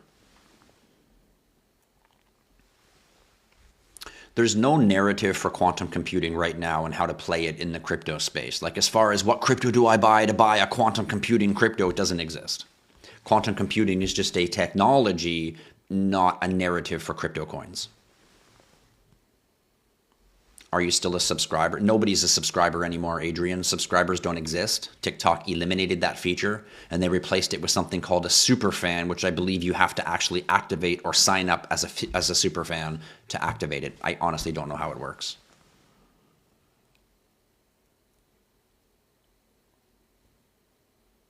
The old IHodl logo, subscriber thing above your name, TikTok eliminated that. All the influencers were actually really upset about it because it showed us who were our long-term following customers, and now that kind of marker is just gone. But it is what it is. How do you get a gold coin? The only way to get a gold coin is to purchase it when we release special events. So if you come to a real world event, we had a blockchain futurist event in Toronto. If you were to show up there at the event, which a bunch of community members did, they all were able to receive gold coins in hand. We also had in Toronto, Ontario, Canada, the first ever that we've had in the world, which was our community meet, our first IHodlLife worldwide community meet. And we had people all meet in Toronto. We spent a night on the boat in the harbor in Toronto and had some good times. A couple people stuck out for a few days. And we had people drive in from as far as Florida, drive all the way up to Toronto. So we had a really great time. And those are places where you can go and get your hands on a gold coin. Outside of that, each year I release one special purchase package. Last year was the swag bags. The year before was a wallet package. This year I didn't release anything yet because I've been busy working on stuff. But in the future I will release something that someone can purchase, and inside it will be a coin. And the whole purpose of the purchase is the coin. The whole purpose of the swag bag was to get the gold coin.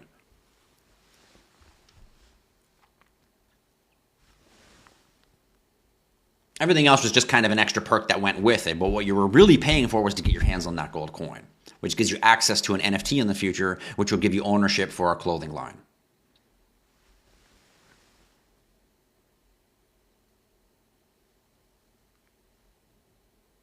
Attaboy, Mike. That's the way to do it. Honesty always wins. When you're honest and integral in your actions, the universe recognizes it and it magnetizes that same frequency back to you. But when you scam and cheat people and you think that you're ahead, the universe is actually scamming and cheating you in other ways that you don't know to balance it. What do I think about gaming? I think gaming is the wrong place to be in crypto. I think for those of you who are thinking it's a good gaming play, not really. I don't think gaming is the right place to be investing in crypto at this time, because gaming itself is extremely volatile. There might be 1 or 2 or 3 games that pop off with popularity and the whole world adopts them, like a Call of Duty or an Assassin's Creed. But truthfully, most of the blockchain-based games right now are still really cheesy, and they're not going to be worldwide adopted yet. The first one may potentially be the new GTA 6, which apparently you can't even run on a console because it's too big, it's too powerful, it's too AI controlled. You need a whole new system just to even operate it. So when those types of things come out, gaming will be a little bit more realistic as purchasing coins that represent them. At this time, not so much. Perfect example, Gala Games, garbage. How many years have I been telling you guys not to buy that one? And yes, XLM is a very good long-term coin.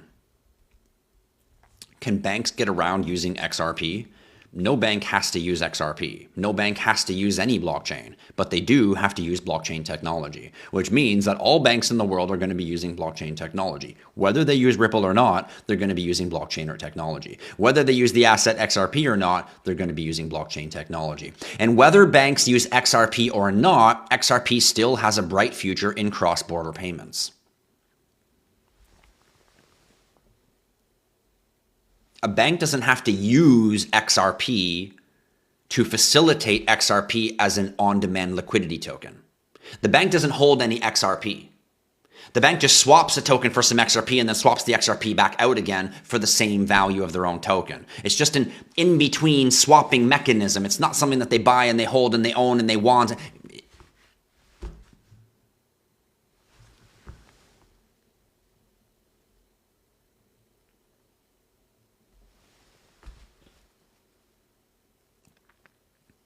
No, Jody, I don't think the new Neo wallet is good. It's just a new spin-off, new style, get some more money out of a customer. Philobyte88 says, boycott crypto. Why would you boycott crypto? Like, What kind of comment is that? Boycott crypto. That's like me going into an investors forum and being like, boycott investing. It's like me running into the hockey stadium and being like, boycott sports. People are dumb.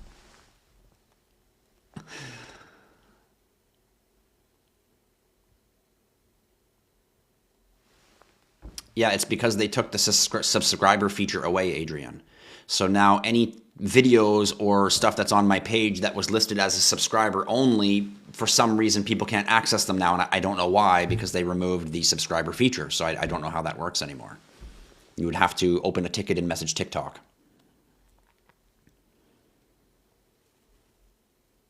Just so you're clear, Adrian, the subscriber feature no longer exists. It's not there.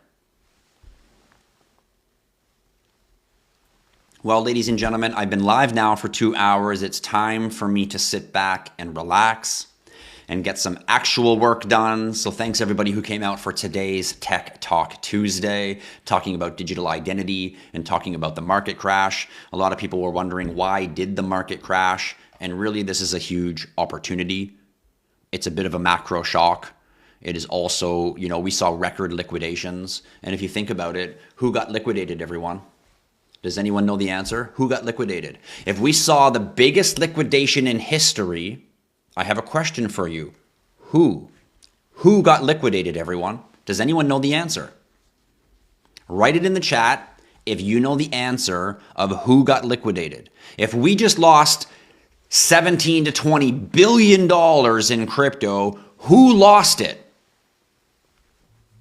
Interesting. All you guys have the answers correct. All of you guys are answering correctly. Leverage traders.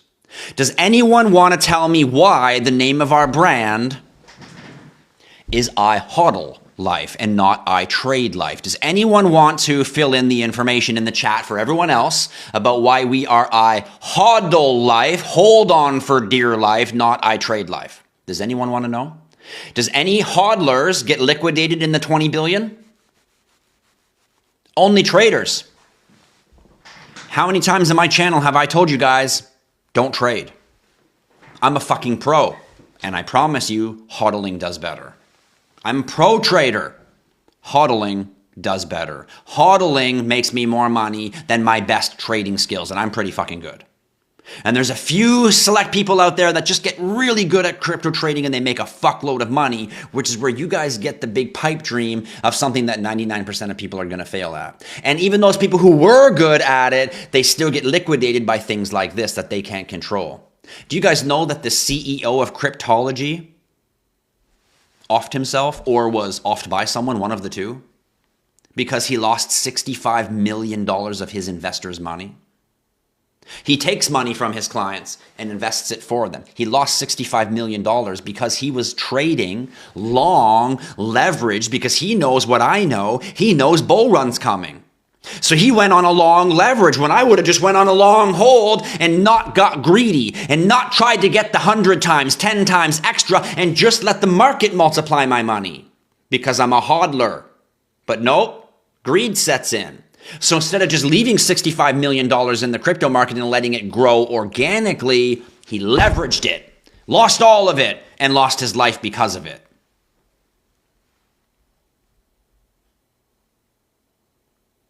How much more proof in the pudding does there need to be for me to explain to you why the company is called IHodlLife, why the world's only crypto brand is IHodlLife, not ITradeLife? We saw record liquidations. Why? Because the big boys at the top, the real big monies in the world, the BlackRocks, the MicroStrategies, the Trumps, the governments, the big boys at the top, they recognized that we can liquidate everyone, cause the biggest crash in history so that we can all buy in. Does anybody know that during the middle of the crash, MicroStrategy, how much did they buy? I have it written down here somewhere. Let's see. Does anybody know that MicroStrategy added 220 Bitcoin when it crashed? Does anybody know that? Does anybody know that they just spent $27 million? Why would they do that if it's all over? Why would they do that? Do you think that MicroStrategy was leveraged before the drop? Do you think they were? Or do you think they were just hodling on their fucking Bitcoin? What do you think they were doing? Right. And when the crash happened, what did they do? Did they freak out? Did they say it's over? Did they sell like a dummy? No, no, no, no, no. They bought exactly 220 more Bitcoin. Exactly 27 million more Bitcoin. Why would they do that? Because they're stupid? Or because they're the most important financial people on the fucking planet? Follow the big money, everyone, not the news and the narrative.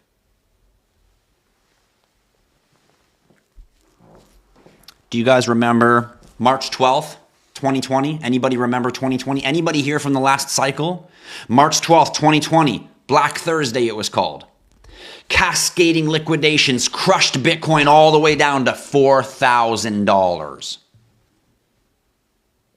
And within 1 year of that crash, Bitcoin printed all new highs. So that should mean that within 1 year or less of this crash, Bitcoin's going to produce an all-new high, which would be making perfect sense why a company like MicroStrategy and all these other big people are buying more when it crashes, because they understand what I understand.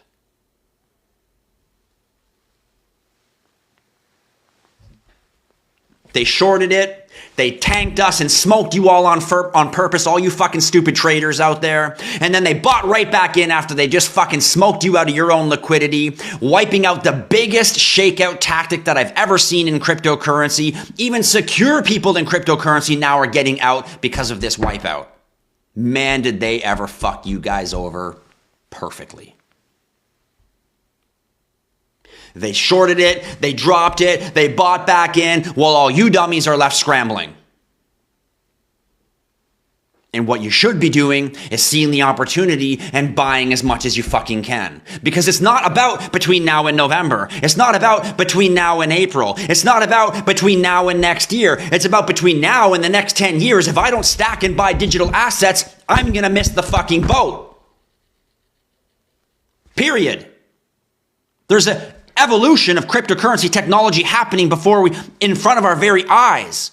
From digital ID to Bitcoin reserves to you name it.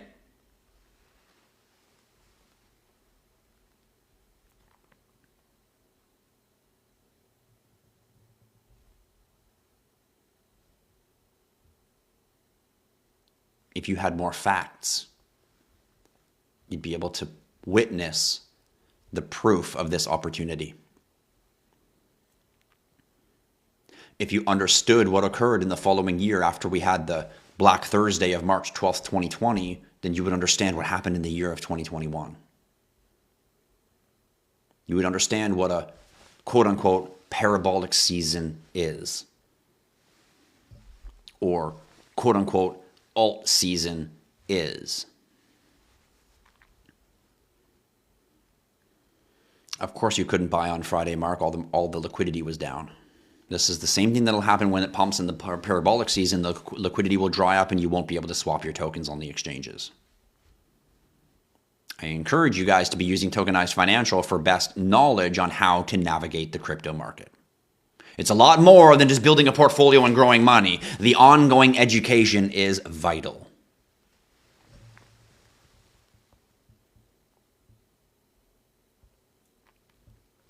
Well, ladies and gentlemen, that's everything for me today. Thank you for coming out to another Tech Talk Tuesday. For anyone who doesn't know, my name is Tristan. I'm the founder and the CEO of IHodlLife, the world's only cryptocurrency brand. Feel free to go check out our store and order yourself some swag and go out into the world and rep crypto in your city. www.IHodlLife.com.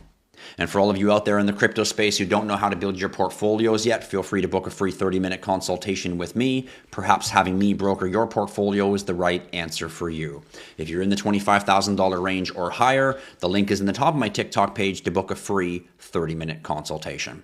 For everybody else out there in the crypto space, I encourage you to pay attention. For those of you on the sidelines just observing, I encourage you to keep observing. This is the greatest opportunity of all time. And for you developers out there, and for you builders, and for you investors out there, we are looking to launch the world's greatest layer 1 blockchain with all of the amazing features that you keep hearing me talk about here every Tuesday. So if you're a builder, if you're a developer, or you're an investor, feel free to book a free meeting with me also so we can discuss synergies and opportunities right here at IHodlLife Labs. Thanks everybody for coming out. I hope you have an amazing Tuesday. See you later, everyone. I'll see you guys on Friday for some Frequency Friday, maybe, but guaranteed I'll see you on Sunday, 12 p.m. Eastern Standard Time. Every Sunday at noon is an Ask Me Anything Crypto. So bring your crypto questions, bring your crypto friends, bring your people who can't understand crypto, and I'll explain it for them. Every Sunday, 12 p.m. Eastern Standard Time. See you later, everybody. Have an amazing day, and go out and love the world for no reason at all.